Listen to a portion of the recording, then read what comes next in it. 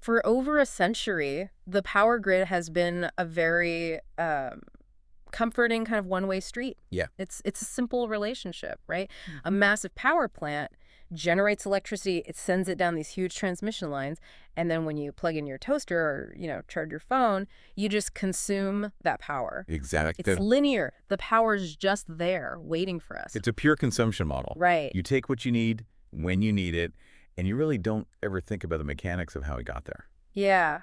But looking at the latest data rolling in across the industry, and we're looking at a huge stack of sources today for this deep dive, up through August 24th, 2026. Right. We've got terminal operator press releases. We've got back-end data from energy management platforms like Synop, some industry reports from Markets and Markets, and Otter Tech Insight News. Lots to cover. Yeah, a ton. But the main takeaway here is that this one-way street we're so used to, it is being completely ripped up. Oh, absolutely. Yeah. Ripped up and paved over. Right. Because we're no longer just talking about, passenger EVs sitting quietly in suburban driveways overnight. We are looking at massive commercial fleets. And the really wild realization here is that these fleets aren't just drawing from the power grid anymore. They are essentially fundamentally becoming the grid itself. It is a profound shift. Yeah. I mean, the sheer scale of what is happening in the commercial and logistics sector right now, it's forcing this complete ground-up reimagining of how we generate, store, and distribute power globally. Yeah. We're moving from this passive grid to a highly complex, bidirectional energy superhighway, basically. And we are going to get into exactly how that works today, without getting bogged down in an engineering textbook, hopefully. We tried. Because the hidden machinery that brings, a package to your front door or unloads a cargo ship, it's going through this fascinating evolution. So, okay, let's unpack this. Let's start with the literal heavyweights. Let's go. I was looking at the recent announcements out of APM terminals, Elizabeth. Oh, yeah, huge. Right. For context, this is one of the largest container terminals in the port of New York and New Jersey. They handle roughly 28% of the port's entire container throughput. Which means they are just a critical artery for global trade. Yeah. The volume of goods moving through that specific footprint on any given day is just staggering. It's crazy. They see over 600 vessel calls and 800,000 truck visits every single year. Wow. And they just committed to purchasing 96 electric terminal tractors from Orange EV, along with 34 electric rubber-tired gantry cranes from Koenig Cranes.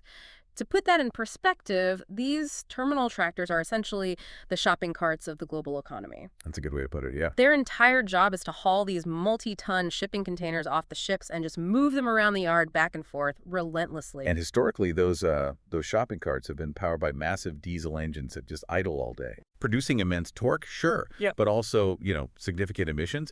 So replacing them with electric equivalents isn't just about, swapping out an engine. Right. It's not a one-to-one swap. No, not at all. It introduces an entirely new logistical puzzle, which is how do you deliver enough electricity to keep a fleet of multi-ton, high-torque vehicles running continuously? Right. Because you cannot just plug a piece of heavy port machinery into a standard wall outlet. No, I mean, a standard charger would take a week to fill up a battery that size. Precisely. So the hardware required to support this is scaling up dramatically. Yeah. We're seeing the global deployment of ultra-high power charging infrastructure. Like, for example, Tesla recently opened a 1.2 megawatt megacharger for its semi-trucks in Bloomington, California. Okay, wow. And in Germany, a company called Energy System Gross just opened a megawatt charging hub. And that one is capable of taking a heavy-duty electric truck from near empty to a full charge in just 45 minutes. Okay, wait. Using the new megawatt charging system standard, yeah. We need to pause on that word, a megawatt. Sure. Because I think people hear kilowatt and megawatt, and it all just kind of blends into generic electricity jargon. Right. It just sounds like a lot of power. Exactly. But let's ground this. A standard home EV charger, the kind you might put in your garage, delivers maybe, 7 to 11 kilowatts of power? Correct. Yeah, usually around there. So when we say 1 megawatt, we are talking about 1,000 kilowatts. Yes. We're talking about delivering roughly 100 times more power to a single vehicle in a single session than your home charger does. It's unbelievable. And to put it in physical terms, pushing a megawatt of electricity generates an incredible amount of heat. I would imagine, yeah. The cables themselves have to be actively liquid-cooled while you're holding them, just to prevent the wires from literally melting under the sheer amperage. That is insane. You're essentially taking the power required to run about 750 average homes and dumping it into a single truck in under an hour. Okay, but this brings up a massive red flag for me. I was reading through the recent Markets industry report, and they explicitly call out the financial elephant in the room here. Right, the cost. Yeah. They note that the initial investment cost for these electric and autonomous terminal tractors is a severe restraint, particularly for small and medium-sized operators. Absolutely. Because you aren't just buying a hyper-expensive electric truck, right? You have to pour millions of dollars into this megawatt charging infrastructure. The upfront capital expenditure is absolutely a hurdle. The operators have to completely shift their financial modeling. How so? Well, they can no longer look at just the sticker price of the vehicle. They have to look at the TCO, the total cost of ownership, over a decade. Right. Because electric motors have a fraction of the moving parts of a diesel engine, so your maintenance costs plummet over time. Sure. And electricity, when purchased strategically, is significantly cheaper per mile than diesel. I have to push back on that, though. Go ahead. Because total cost of ownership is a great metric for a spreadsheet 10 years from now, But if I'm a medium-sized logistics company operating today, I don't have the cash reserves to wait a decade for my return on investment. That's a fair point. I have to buy those multi-million-dollar chargers today. So if the upfront cost is that prohibitive, aren't these smaller fleets just going to get priced out of the supply chain entirely? It's a very real threat to smaller operators, which is why we're actually seeing a massive rise in charging as a service models. Oh, like a subscription. Exactly, where third parties build and own the charging depots, and the fleets just pay a subscription to use them. Okay, that makes sense. But frankly, the financing is only half the battle. What do you mean? Well, let's say you secure the loan.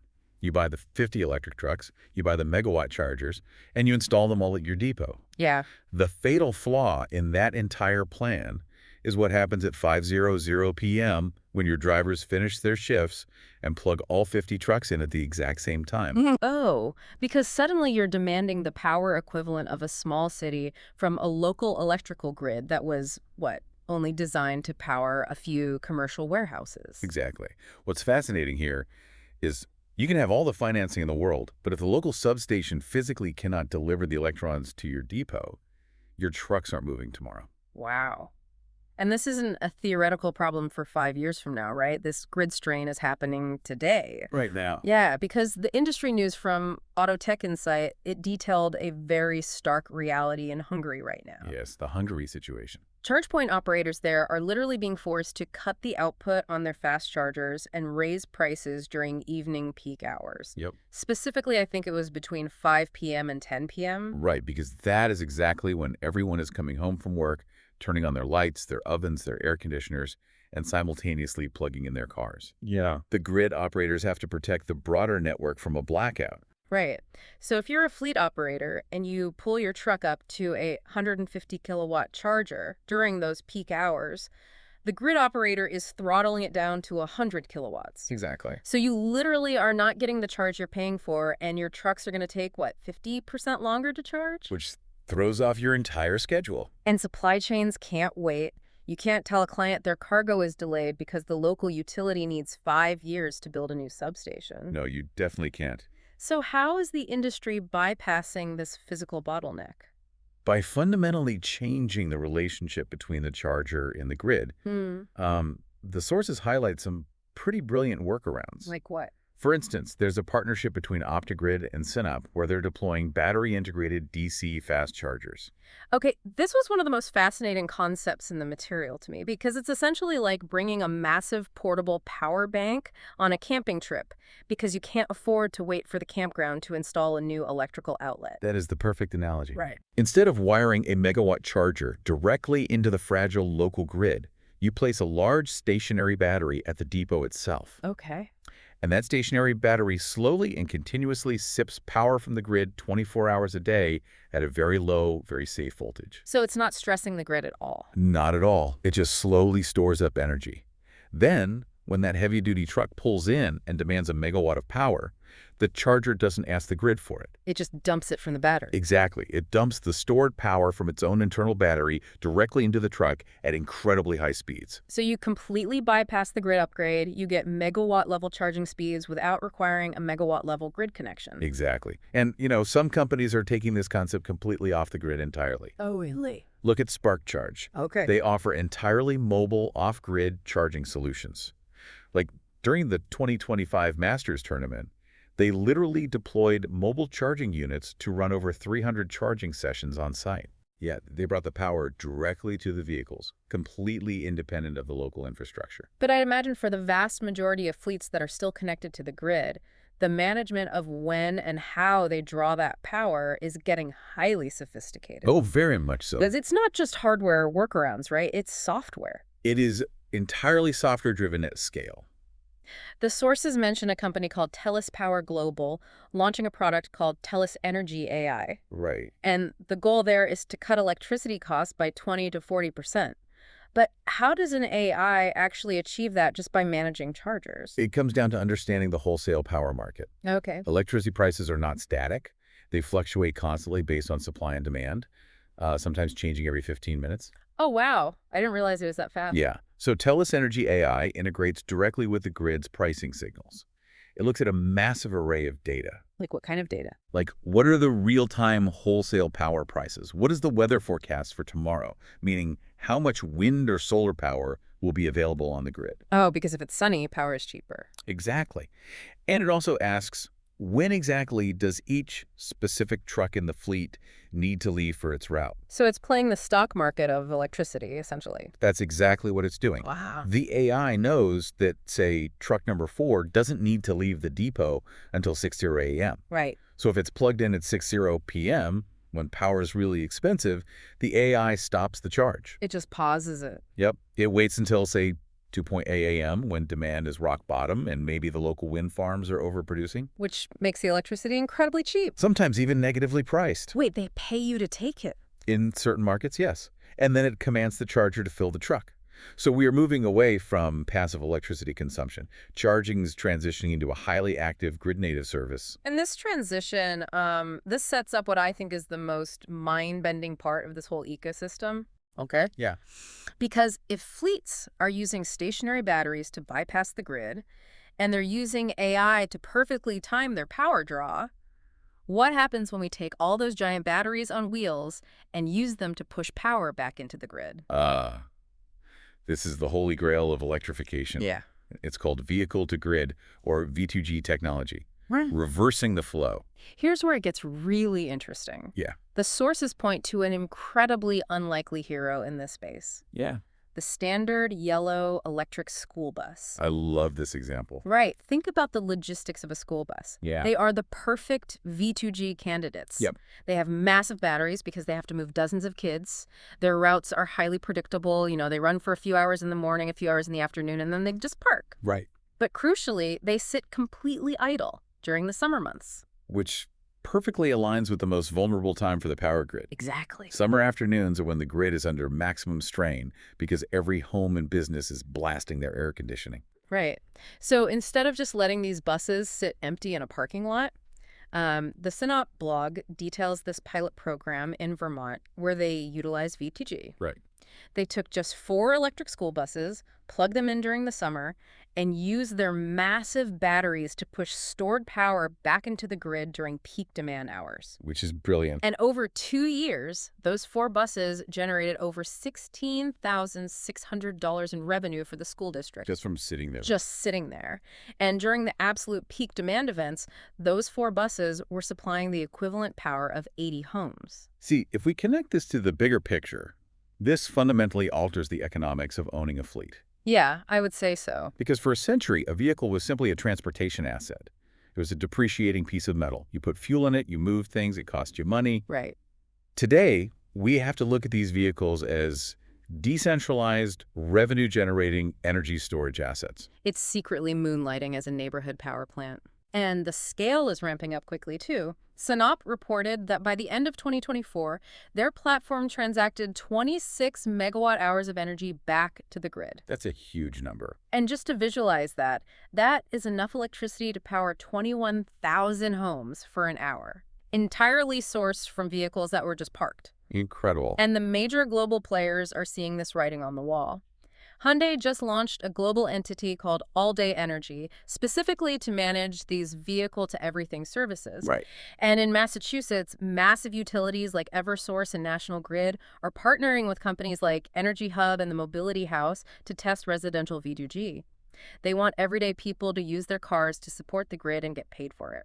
But, we have to ground this in reality for a second. Sure. Having thousands of school buses and delivery trucks acting as mini power plants, discharging into the grid, stopping to charge when prices are low, and then routing to a delivery without running out of battery. It sounds chaotic. It sounds amazing in theory.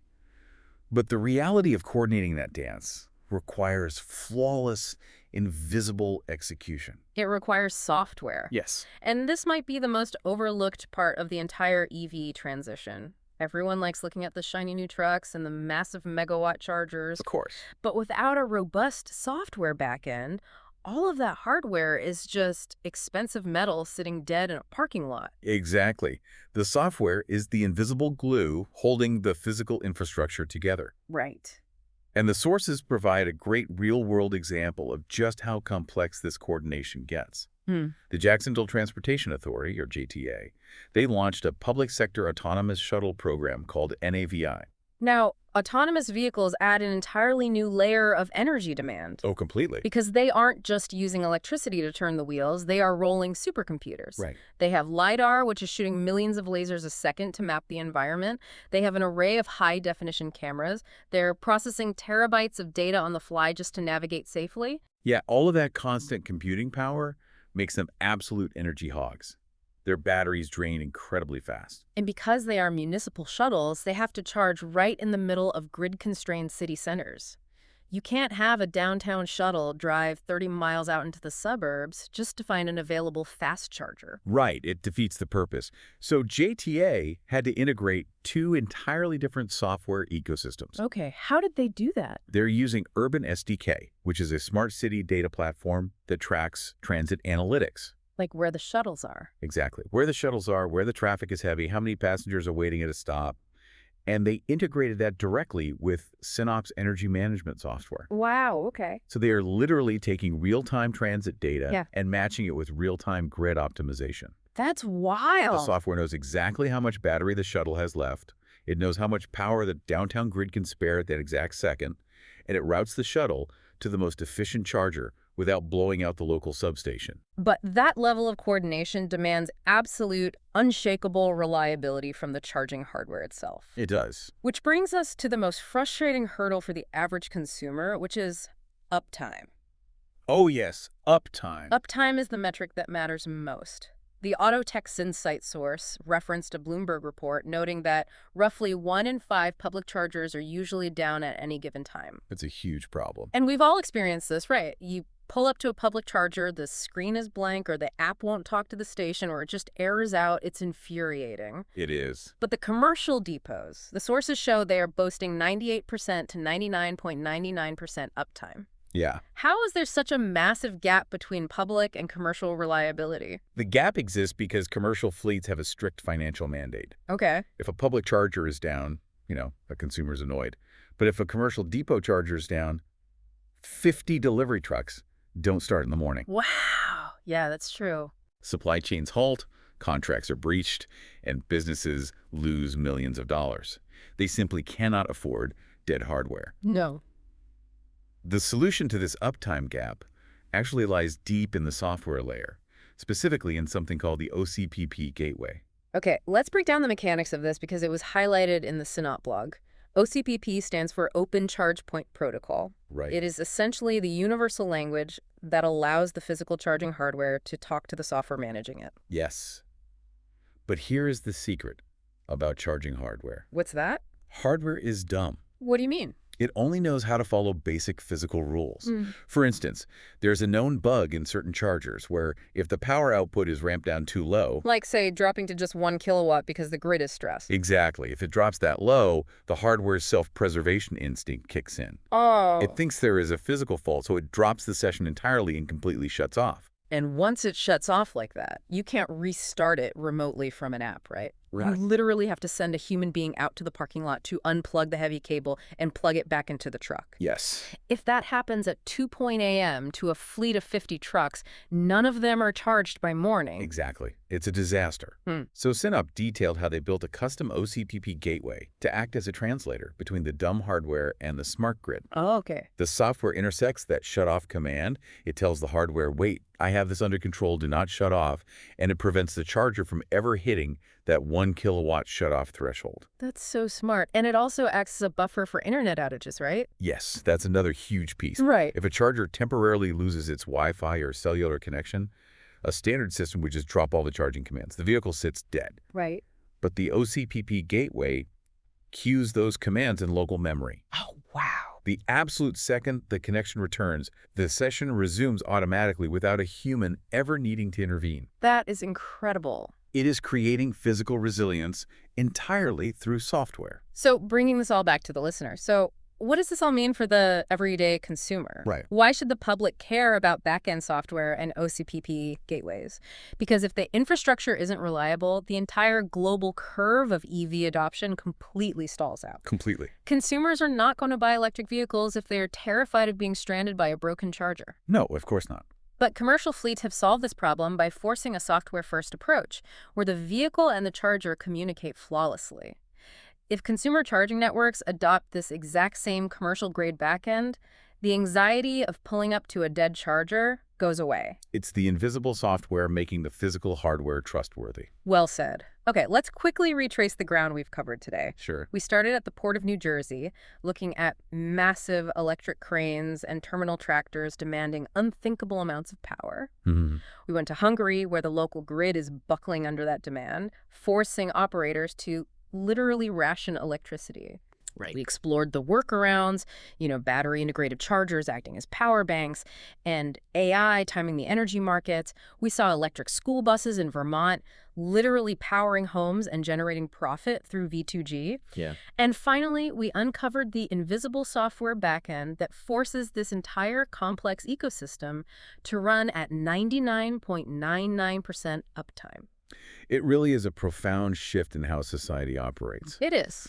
And looking at all these sources together, it raises a really fascinating thought experiment about the future of a nation's infrastructure. Oh, I like where this is going. What are you thinking? Well, historically, a country's energy security relied on massive, highly centralized assets. Yeah. We relied on giant coal plants, massive hydroelectric dams, or strategic petroleum reserves. Right, highly centralized targets, Yeah. usually protected by the military or massive security apparatuses, because if one goes down, a huge chunk of the grid goes dark. Precisely. But think about what we just discussed. Right. If every electric school bus, every autonomous downtown shuttle, every terminal tractor, and every commercial delivery truck is actively plugged into the grid via bidirectional V2G software, Yeah. our strategic energy reserve completely changes shape. Oh, wow. It becomes entirely decentralized. Exactly. We aren't relying on one giant dam anymore. We are relying on a million different commercial vehicles parked in neighborhoods and industrial parks across the country, all networked together. Exactly. In the future, national energy security might not be about protecting a single massive power plant from failure. It might be about coordinating millions of commercial batteries, silently stabilizing the grid while we sleep. Wow. From a one-way street to a decentralized million-node energy superhighway, it genuinely makes you look at a park delivery van or a yellow school bus in a completely different way. It really does. They aren't just vehicles anymore. They are the literal foundation of the future grid. Thank you so much for joining us on this deep dive. The next time you're on your commute and you pull up next to one of these commercial EVs, just remember the invisible, incredible machinery working behind the scenes to keep our world moving and powered. Until next time.